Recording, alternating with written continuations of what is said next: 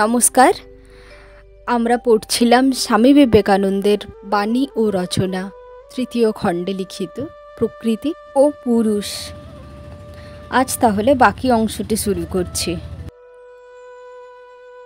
এ পর্যন্ত এটি স্পষ্ট বোঝা গেল যে এই বৃহৎ ও ক্ষুদ্র ব্রহ্মাণ্ড ঠিক একই নিয়মে নির্মিত, আর এই ক্ষুদ্র ব্রহ্মাণ্ডের একটি খুব সামান্য অংশই আমরা জানি।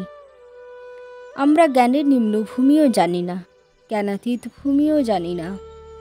আমরা কেবল সাধারণ জ্ঞানভূমিই জানি। যদি কোনো ব্যক্তি বলে আমি পাপী, সে নির্বোধ মাত্র, কারণ সে নিজেকে জানে না, সে নিজের সম্বন্ধে অত্যন্ত অজ্ঞ। সে নিজের একটি অংশ মাত্র জানে, কারণ জ্ঞান তাহার মানসভূমির মাত্র একাংশব্যাপী। সমগ্র ব্রহ্মাণ্ড সম্বন্ধেও ঐরূপ। যুক্তি বিচার দ্বারা উহার একাংশ মাত্রই জানা সম্ভব। কিন্তু প্রকৃতি বা জগৎ প্রপঞ্চ বলিতে জ্ঞানের নিম্নভূমি, সাধারণ জ্ঞানভূমি, জ্ঞানাতীত ভূমি, ব্যষ্টি মহৎ, সমষ্টি মহৎ এবং তাহাদের পরবর্তী সমুদয় বিকার, এই সবগুলিই বুঝাইয়া থাকে। আর এইগুলি সাধারণ জ্ঞানের বা যুক্তির অতীত। কিসের দ্বারা প্রকৃতি পরিণাম প্রাপ্ত হয়? এ পর্যন্ত আমরা দেখিয়াছি প্রাকৃতিক সকল বস্তু, এমনকি প্রকৃতি নিজেও জড়, অচেতন। উহারা নিয়মাধীন হইয়া কার্য করিতেছে। সমুদয় বিভিন্ন বস্তুর মিশ্রণ এবং অচেতন। মন, মহত্তত্ত্ব, নিশ্চয়াতিকা বৃত্তি, এই সবই অচেতন। কিন্তু এগুলি এমন এক পুরুষের চিৎ বা চৈতন্যে প্রতিবিম্বিত হইতেছে, যিনি এইসবের অতীত। আর সাংখ্য মতাবলম্বীগণ ইহাকে পুরুষ নামে অভিহিত করিয়াছেন। জগতের মধ্যে, প্রকৃতির মধ্যে যে সকল পরিণাম হইতেছে, এই পুরুষ সেগুলির সাক্ষীস্বরূপ কারণ। অর্থাৎ এই পুরুষকে যদি বিশ্বজনীন অর্থে ধরা হয়, তবে ইনি ব্রহ্মাণ্ডের ঈশ্বর। ইহা কথিত হইয়া থাকে যে ঈশ্বরের ইচ্ছায় এই ব্রহ্মাণ্ড সৃষ্টি হইয়াছে। সাধারণ দৈনিক ব্যবহার্য বাক্য হিসেবে ইহা অতি সুন্দর হইতে পারে, কিন্তু ইহার আর অধিক মূল্য নাই। ইচ্ছা কিরূপে সৃষ্টির কারণ হইতে পারে? ইচ্ছা প্রকৃতির তৃতীয় বা চতুর্থ বিকার। অনেক বস্তু উহার পূর্বেই সৃষ্ট হইয়াছে, সেগুলি কে সৃষ্টি করিল? ইচ্ছা একটি যৌগিক পদার্থ মাত্র, আর যাহা কিছু যৌগিক, সে সকলই প্রকৃতি হইতে উৎপন্ন। ইচ্ছাও নিজে কখনো প্রকৃতিকে সৃষ্টি করিতে পারে না, উহা একটি অমিশ্র বস্তু নয়। অতএব ঈশ্বরের ইচ্ছায় এই ব্রহ্মাণ্ড সৃষ্ট হইয়াছে, এরূপ বলা যুক্তিবিরুদ্ধ। মানুষের ভিতর ইচ্ছা অহংজ্ঞানের অল্পাংশ মাত্র ব্যাপিয়া রহিয়াছে। কেহ কেহ বলেন উহা আমাদের মস্তিষ্ককে সঞ্চালিত করে। তাহাই যদি করিত, তবে আপনারা ইচ্ছা করিলেই মস্তিষ্কের কার্য বন্ধ করিতে পারিতেন। কিন্তু তাহা তো পারেন না। সুতরাং ইচ্ছা মস্তিষ্ককে সঞ্চালন করিতেছে না। হৃদয়কে গতিশীল করিতেছে কে? ইচ্ছা কখনোই নয়। কারণ যদি তাহাই হইত, তবে আপনারা ইচ্ছা করিলেই হৃদয়ের গতিরোধ করিতে পারিতেন। ইচ্ছা আপনাদের দেহকেও পরিচালিত করিতেছে না, ব্রহ্মাণ্ডকেও নিয়মিত করিতেছে না। অপর কোনো বস্তু উহাদের নিয়ামক, ইচ্ছা যাহার একটি বিকাশ মাত্র। এই দেহকে এমন এক শক্তি পরিচালিত করিতেছে, ইচ্ছা যাহার বিকাশ মাত্র। সমগ্র জগৎ ইচ্ছা দ্বারা পরিচালিত হইতেছে না। সেজন্যেই ইচ্ছা বলিলে ইহার ঠিক ব্যাখ্যা হয় না। মনে করুন, আমি মানিয়া লইলাম ইচ্ছাই আমাদের দেহকে চালাইতেছে। তারপর ইচ্ছানুসারে আমি এই দেহ পরিচালিত করিতে পারিতেছি না বলিয়া বিরক্তি প্রকাশ করিতে আরম্ভ করিলাম। ইহা তো আমারই দোষ, কারণ ইচ্ছাই আমাদের দেহ পরিচালক, ইহা মানিয়া লইবার আমার কোনো অধিকার ছিল না। এইরূপ যদি আমরা মানিয়া লই যে ইচ্ছাই জগৎ পরিচালন করিতেছে, তারপর দেখি প্রকৃত ঘটনার সহিত ইহা মিলিতেছে না, তবে ইহা আমারই দোষ। এই পুরুষ ইচ্ছা নন বা বুদ্ধি নন, কারণ বুদ্ধি একটি যৌগিক পদার্থ মাত্র। কোনরূপ জড় পদার্থ না থাকিলে কোনরূপ বুদ্ধিও থাকিতে পারে না। এই জড়ই মানুষের মস্তিষ্কের আকার ধারণ করিয়াছে। যেখানেই বুদ্ধি আছে সেখানেই কোনো না কোনো আকারে জড় পদার্থ থাকিবেই থাকিবে। অতএব বুদ্ধি যখন যৌগিক পদার্থ হইল, তখন পুরুষ কি? উহা মহত্তত্ত্বও নয়, নিশ্চয়াতিকা বৃত্তিও নয়, কিন্তু উভয়ের কারণ। তাহার সান্নিধ্যই উহাদের সবগুলিকে ক্রিয়াশীল করে ও পরস্পরকে মিলিত করায়।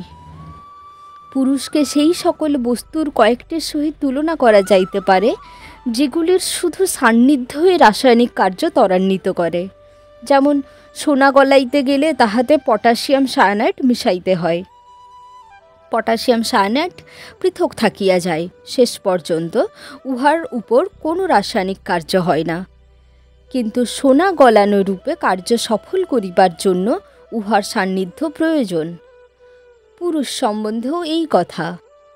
উহা প্রকৃতির সহিত মিশ্রিত হয় না। উহা বুদ্ধি বা মহৎ বা উহার কোনরূপ বিকার নয়। উহা শুদ্ধ পূর্ণ আত্মা। আমি সাক্ষী স্বরূপ অবস্থিত থাকায় প্রকৃতি চেতন ও অচেতন সব কিছু সৃজন করিতেছে। তাহা হইলে প্রকৃতিতে এই চেতনা কোথা হইতে আসিল? পুরুষেই এই চেতনার ভিত্তি, আর এই চেতনাই পুরুষের স্বরূপ। উহা এমন এক বস্তু যাহা বাক্যে ব্যক্ত করা যায় না, বুদ্ধি দ্বারা বুঝা যায় না, কিন্তু আমরা যাহাকে জ্ঞান বলি উহা তাহার উপাদান স্বরূপ। এই পুরুষ আমাদের সাধারণ জ্ঞান নয়, কারণ জ্ঞান একটি যৌগিক পদার্থ। তবে এই জ্ঞানে যাহা কিছু উজ্জ্বল ও উত্তম তাহা ওই পুরুষেরই। পুরুষে চৈতন্য আছে, কিন্তু পুরুষকে বুদ্ধিমান বা জ্ঞানবান বলা যাইতে পারে না। কিন্তু উহা এমন বস্তু যিনি থাকাতেই জ্ঞান সম্ভব হয়। পুরুষের মধ্যে যে চিৎ, তাহা প্রকৃতির সহিত যুক্ত হইয়া আমাদের নিকট বুদ্ধি বা জ্ঞান নামে পরিচিত হয়। জগতে যে কিছু সুখ, আনন্দ ও শান্তি আছে, সমুদয় পুরুষের, কিন্তু ওইগুলি মিশ্র, কেননা উহাতে পুরুষ ও প্রকৃতি সংযুক্ত আছে। যেখানে কোনো প্রকার সুখ, যেখানে কোনো রূপ আনন্দ, সেখানে এই অমৃত স্বরূপ পুরুষের এক কণা আছে বুঝিতে হইবে। এই পুরুষ সে সমগ্র জগতের মহা আকর্ষণ স্বরূপ। তিনি যদিও উহা দ্বারা অস্পৃষ্ট ও উহার সহিত অসংশ্লিষ্ট, তথাপি তিনি সমগ্র জগৎকে আকর্ষণ করিতেছেন। মানুষকে যে কাঞ্চনের অন্বেষণে ধাবমান দেখিতে পান, তাহার কারণ সে না জানিলেও প্রকৃতপক্ষে সেই কাঞ্চনের মধ্যে পুরুষের এক স্ফুলিঙ্গ বিদ্যমান। যখন মানুষ সন্তান প্রার্থনা করে অথবা নারী যখন স্বামীকে চায়, তখন কোন শক্তি তাহাদিগকে আকর্ষণ করে? সেই সন্তান ও সেই স্বামীর ভিতর যে সেই পুরুষের অংশ আছে, তাহাই সেই আকর্ষণী শক্তি। তিনি সকলেরই পশ্চাতে রহিয়াছেন, কেবল উহাতে জড়ের আবরণ পড়িয়াছে। অন্য কিছুই কাহাকেও আকর্ষণ করিতে পারে না। এই অচেতনাত্মক জগতের মধ্যে সেই পুরুষই একমাত্র চেতন। ইনি সাংখ্যের পুরুষ। অতএব ইহা হইতে নিশ্চয়ই বুঝা যাইতেছে যে এই পুরুষ অবশ্যই সর্বব্যাপী, কারণ যাহা সর্বব্যাপী নয় তাহা অবশ্যই সসীম। সমুদয় সীমাবদ্ধ ভাবই কোনো কারণের কার্যস্বরূপ, আর যাহা কার্যস্বরূপ তাহার অবশ্য আদি অন্ত থাকিবে। যদি পুরুষ সীমাবদ্ধ হন তবে তিনি অবশ্যই বিনাশপ্রাপ্ত হইবেন। তিনি তাহা হইলে আর চরম তত্ত্ব হইলেন না, তিনি মুক্ত স্বরূপ হইলেন না, তিনি কোনো কারণের কার্যস্বরূপ উৎপন্ন পদার্থ হইলেন। অতএব যদি তিনি সীমাবদ্ধ না হন তবে তিনি সর্বব্যাপী। কপিলের মতে পুরুষের সংখ্যা এক নয়, বহু, অনন্ত সংখ্যক পুরুষ রহিয়াছেন।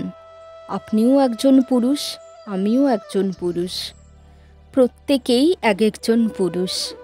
উহারা যেন অনন্ত সংখ্যক বৃত্তস্বরূপ, তাহার প্রত্যেকটি আবার অনন্ত বিস্তৃত।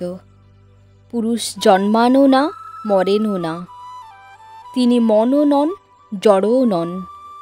আর আমরা যাহা কিছু জানি সকলই তাহার প্রতিবিম্ব স্বরূপ। আমরা নিশ্চয়ই জানি যে যদি তিনি সর্বব্যাপী হন তবে তাহার জন্ম মৃত্যু কখনোই হইতে পারে না। প্রকৃতি তাহার উপর নিজ ছায়া, জন্ম ও মৃত্যুর ছায়া প্রক্ষেপ করিতেছে, কিন্তু তিনি স্বরূপত নিত্য। এতদূর পর্যন্ত আমরা দেখিলাম কপিলের মত অতি অপূর্ব। এইবার আমরা সাংখ্যমতের বিরুদ্ধে যাহা বলিবার আছে সেই বিষয়ে আলোচনা করিব। যতদূর পর্যন্ত দেখিলাম তাহাতে বুঝিলাম যে এই বিশ্লেষণ নির্দোষ, ইহার মনোবিজ্ঞান অখণ্ডনীয়, ইহার বিরুদ্ধে কোনো আপত্তি হইতে পারে না। আমরা কপিলকে প্রশ্ন করিয়াছিলাম, প্রকৃতি কে সৃষ্টি করিল? আর তাহার উত্তর পাইলাম, উহা সৃষ্ট নয়। তিনি ইহাও বলিয়াছেন যে পুরুষ অসৃষ্ট ও সর্বব্যাপী, আর এই পুরুষের সংখ্যা অনন্ত। আমাদিগকে সাংখ্যের এই শেষ সিদ্ধান্তটির প্রতিবাদ করিয়া উৎকৃষ্টতর সিদ্ধান্তে উপনীত হইতে হইবে, এবং তাহা করিলেই আমরা বেদান্তের অধিকারে আসিয়া উপস্থিত হইব। আমরা প্রথমেই এই আশঙ্কা উত্থাপন করিব, প্রকৃতি ও পুরুষ এই দুইটি অনন্ত কি করিয়া থাকিতে পারে। তারপর আমরা এই যুক্তি উত্থাপন করিব, উহা সম্পূর্ণ সামান্যীকরণ নয়। অতএব আমরা শেষ সিদ্ধান্তে উপনীত হই নাই। আজ এ পর্যন্তই। আজ আমরা প্রকৃতি ও পুরুষ অধ্যায়টি সমাপ্ত করলাম। আগামী পর্বে আমরা সাংখ্য ও অদ্বৈত সম্পর্কে জানব। নমস্কার।